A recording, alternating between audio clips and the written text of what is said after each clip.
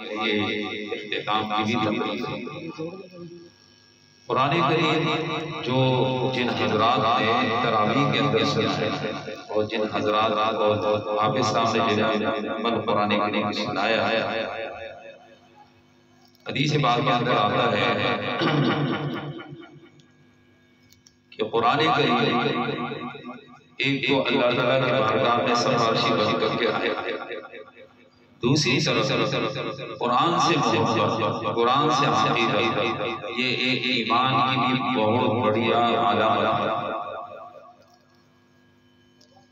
اس شخص کے ایماندار ہونے کی ایک بہت بڑی علامت بن جاتی ہے کہ قرآن کریم کے ساتھ عقیدت ہو، قرآن کریم کے ساتھ محبت ہو، تو یہ عقیدت اور محبت اس کے ایمان کی بڑھوتری کا بھی ذریعہ ہے۔ تو آج الحمدللہ جو ہے وہ تراویح کے اندر ان کے بیٹے نے سازادے نے قرآن کریم مکمل کیا ہے۔ ویسے تو یہ مجلس جو ہے وہ دعا کی مجلس ہے، اس لیے کہ قرآن کریم کی رسالہ سنا دیا گیا۔ حدیث پاک کے اندر آتا ہے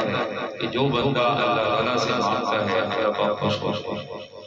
جو بندہ اللہ تعالیٰ سے نہیں مانگتا اللہ پاک ناراض ہوتا ہے۔ حالانکہ دنیا کا فائدہ معلوم کیا ہے کہ اگر کسی سے کچھ مانگو تو ناراض ہوتے ہیں، نہ مانگو تو خوش ہوتے ہیں۔ اللہ پاک سے اگر نہ مانگے تو اللہ پاک ناراض ہوتے ہیں، اللہ پاک سے مانگے تو اللہ پاک خوش ہوتے ہیں۔ اور کون سا انسان ایسا ہے کہ جس کے ساتھ ضروریات زندگی نہ لگی؟ ہر آدمی سر سے لے کر کے پاؤں تک ضرورتوں میں جو ہے وہ پھنسا ہوا ہے۔ آنکھ سے دیکھنا، آنکھ کے اندر بصارت، اس کی ضرورت کہ اگر آنکھوں میں بصارت نہ ہو تو انسان پریشان ہے۔ کان اللہ تعالیٰ نے دے دیے ہیں لیکن کان کے اندر اگر سماعت نہ ہو تو یہ بندہ پریشان ہو جاتا ہے، تو سماعت اس کی ضرورت ہے۔ زبان اللہ پاک دے دے اور اس کے اندر گویائی نہیں تو پھر بھی انسان پریشان، تو اس کے اندر گویائی کی صفت کا ہونا یہ انسان کی ایک بہت بڑی ضرورت ہے۔ انسان کے جسم کے اعضاء ہیں جن کے اندر اللہ تعالیٰ نے ایک تناسب کے ساتھ ایک اندازے کے ساتھ حرکت رکھی، اگر اس حرکت کو اللہ پاک تیز کر دے تو انسان بھی پریشان ہو جائے، اس حرکت کو اللہ پاک سلو کر دے تو انسان پریشان ہو جائے۔ مثلا میں نے دائیں طرف دیکھا ہے کہ بھئی کون ہے اور میں یوں جیسا بڑھوں اور اس کا موشن جو ہے وہ سلو ہو تو انسان جو ہے یہ موڑتے اتنا پریشان ہو جائے۔ انسان کی جسم کے اندر حرکت یہ اس کا ہونا ایک تناسب کے ساتھ یہ اس کی ضرورت ہے۔ پاؤں ہے، پاؤں کے اندر اللہ تعالیٰ نے چلنے کی ایک قوت و طاقت رکھی، اگر یہ قوت و طاقت اللہ پاک نہ رکھے تو انسان پریشان ہو جائے۔ تو اگر اس کے اندر قوت و طاقت ہے، یہ ایک انسان کی بہت بڑی ضرورت اللہ پاک پوری کر رہا ہے، تو یہ تمام ضرورتوں کا جو ہے مجموعہ ہے۔ ایک ذات، ایک ہستی ایسی ہے کہ نہ اس کو کسی کی ضرورت ہے نہ کوئی حاجت ہے۔ انسان تھک جاتا ہے تو نیند کی ضرورت اس کو ہوتی ہے،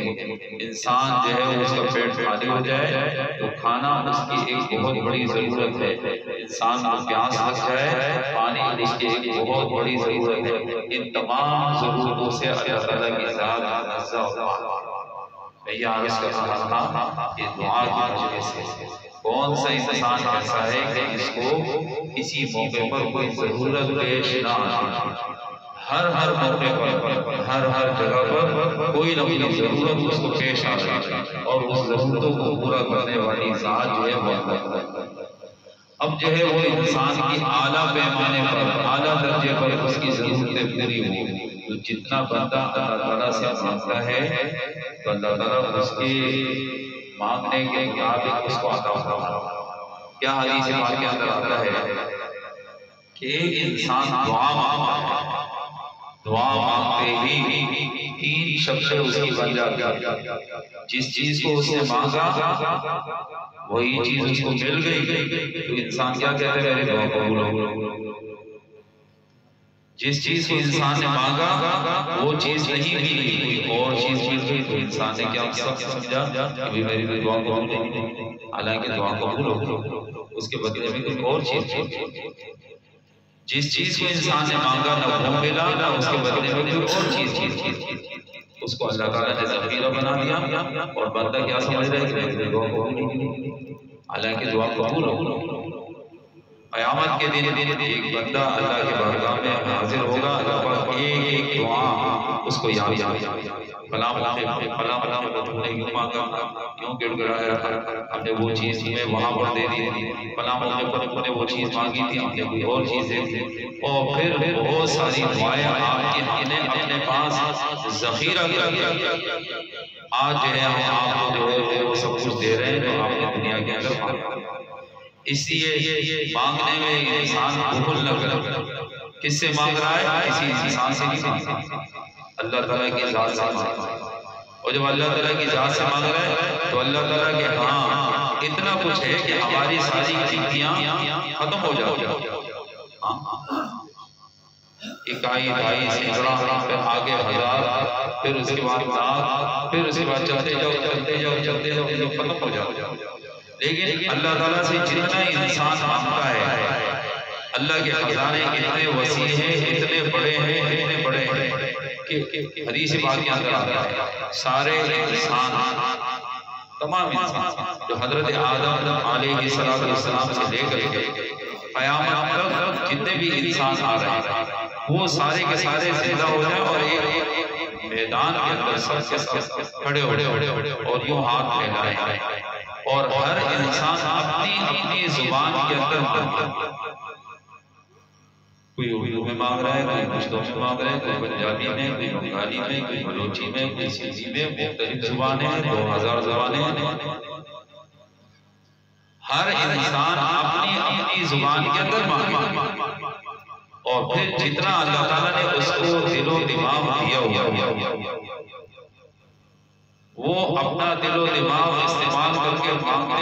مانگتے یہاں تک کہ اس کو پتہ چلا کہ بھئی میں نے تو سب کچھ مانگ لیا،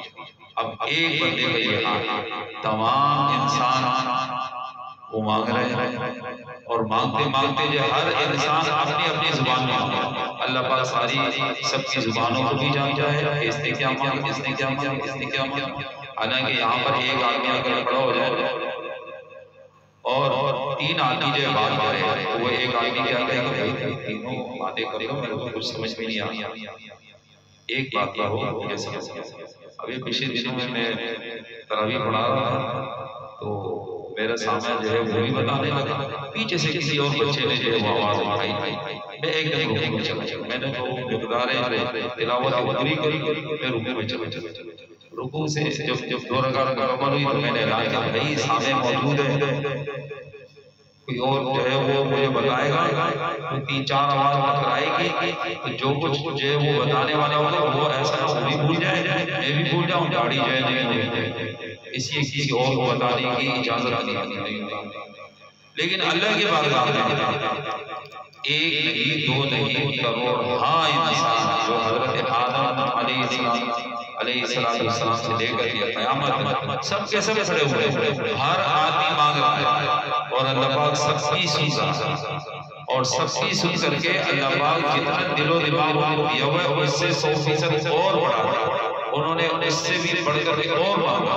لیکن یہ سب کچھ مانگنے کے باوجود اللہ پاک نے سب کچھ دے دیا۔ حدیث پاک کے اندر کیا آتا ہے کہ ایک سوئی کو یہ سمندر کے اندر اس کو ڈبو دو اور اس سوئی کے دھاگے میں یعنی اس کے سراغ جتنا پانی جو باہر آتا ہے تو اس پانی کو اس سمندر کے سامنے پیش کر کے بھئی یہ بھی سمندر ہے، تو آدمی کہے گا یہ تو خطرہ ہے، سمندر ہے، تو اس کی کوئی حیثیت نہیں ہے، تو کہا کہ اللہ کے خزانے میں اتنی کمی واقع نہیں ہوتی، سمندر کے اندر اتنی کمی واقع ہو گئی کہ اس میں سے اتنا پانی کم ہو گیا، لیکن اللہ کے خزانے میں اتنی بھی کبھی واقع نہیں ہوتی ہے جب بندہ اللہ تعالیٰ سے مانگتا ہے۔ تو بھئی یہ مانگنے کی مجلس ہے، دعا کر لیتے ہیں۔ الحمدللہ رب العالمین والعاقبۃ للمتقین والصلاة والسلام علی سیدنا محمد وآلہ وأصحابہ أجمعین۔ اللهم أنت السلام ومنك السلام تبارك ربنا يا ذا الجلال والإكرام۔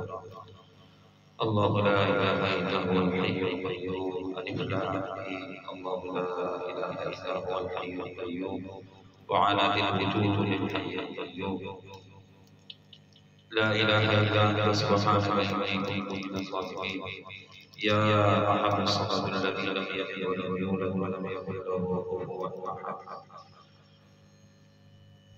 ربنا ظلمنا أنفسنا وإن لم تغفر لنا وترحمنا لنكونن من الخاسرين،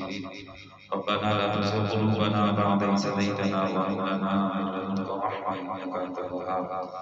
اللهم إنا نسألك العفو والعافية في الدنيا والآخرة، اللهم أحسن عاقبتنا في الأمور كلها وأجرنا من خزي الدنيا وعذاب الآخرة، لا إله إلا الله الحليم الكريم سبحان الله رب العرش العظيم، الحمد لله رب العالمين، نسألك موجبات رحمتك وعزائم مغفرتك والغنيمة من كل بر وسلامة من كل إثم، لا تدع لنا ذنبا إلا غفرته ولا هما إلا فرجته ولا دينا إلا قضيته ولا مريضا إلا شفيته ولا حاجة من حوائج الدنيا والآخرة هي لك رضا إلا قضيتها يا أرحم الراحمين، يا أرحم الراحمين، يا أرحم الراحمين، إليك ربي فحببنا وفي أنفسنا لك تثبت منا وفي أعين الناس فعظمنا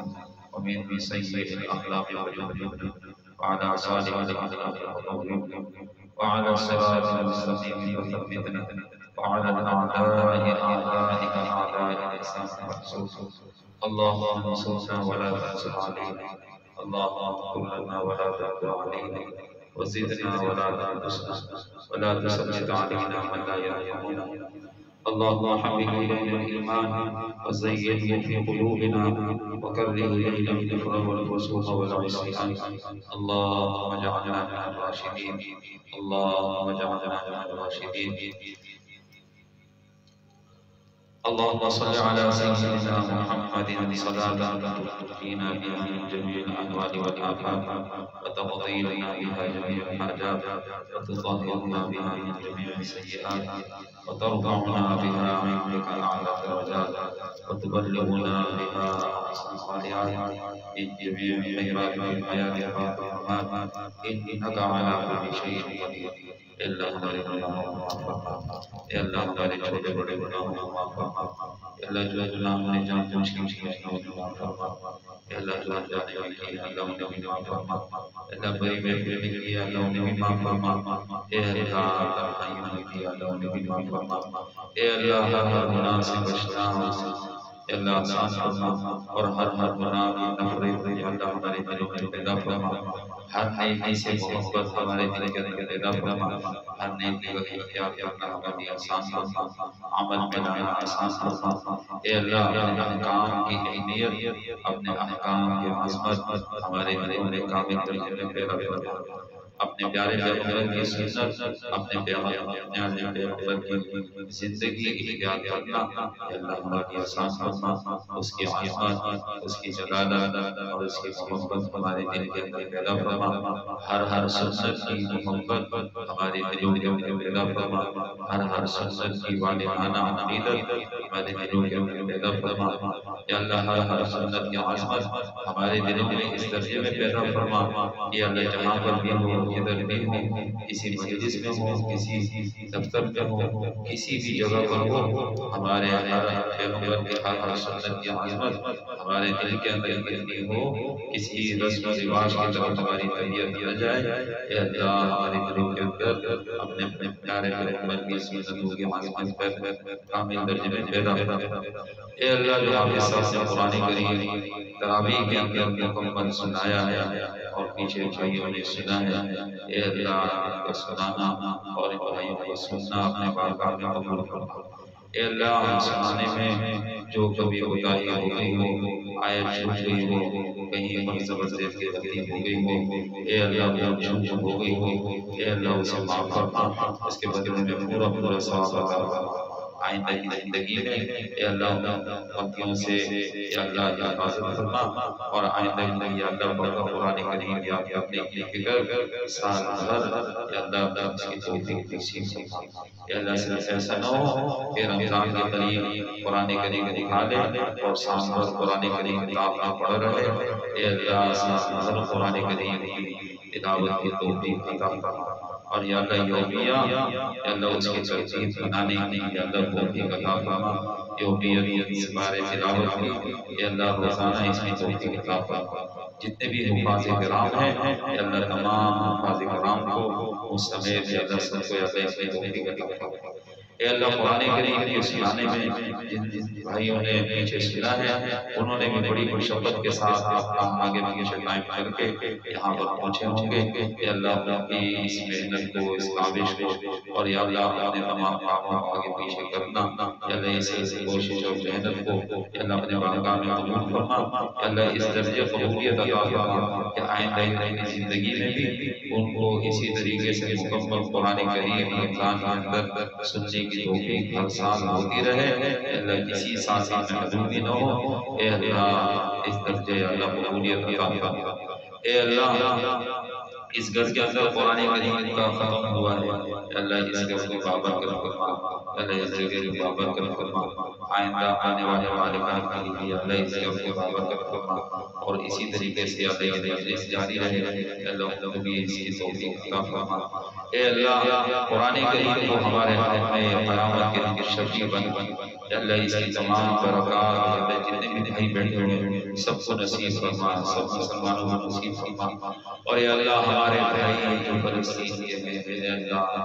اے اللہ بڑی قسمت مصیبت میں ہیں، اللہ بڑی تکلیف میں ہیں، اے اللہ بڑی پریشانی میں ہیں، اے اللہ در سے دربدر ہو گئے ہیں، کہیں پر چھاؤں نہیں ہے، کہیں پر سایہ نہیں ہے، کہیں پر کھانے پینے کے انتظام مکمل نہیں ہے، کہیں پر علاج محلے کی اللہ شکل صورت مکمل نہیں ہے، اے اللہ بڑی آزمائش میں ہے، اے اللہ تو ان کی پوری دستگیری فرما، اے اللہ پوری مدد فرما، اے اللہ مظلوموں کی اللہ داد رسی فرما، اے اللہ جو آپ سے التجا کر رہے ہیں، آپ کو پکار رہے ہیں، اے اللہ آپ اپنی پوری مدد یا اللہ ان کی طرف نازل فرما، اے اللہ جو دشمن عناصر ہیں اے اللہ ان کو نیست نابود فرما، اے اللہ ان کی تدبیروں کو خاتمے میں لا، اے اللہ ان کے ہتھیاروں کو ناکارہ فرما، اے اللہ ان کی فوجوں کو اے اللہ ان میں ایسی بیماریاں پیدا فرما، آپس میں کے شکار ہو جائیں، ان کا آپس کا اتحاد ختم ہو جائے، جتنے ممالک آپس میں مل کر کے وہاں پہ یہ وار کر رہے ہیں ان تمام ممالک کے اندر بھی، ان کے عوام کے اندر بھی اے اللہ بے چینی پیدا فرما، ان کے اندر بھی اے اللہ اتحاد کو توڑ دے، اے اللہ ان کی حکومتوں کو توڑ دے، ان کو آپس میں اللہ کو گریباں کر دے، اے اللہ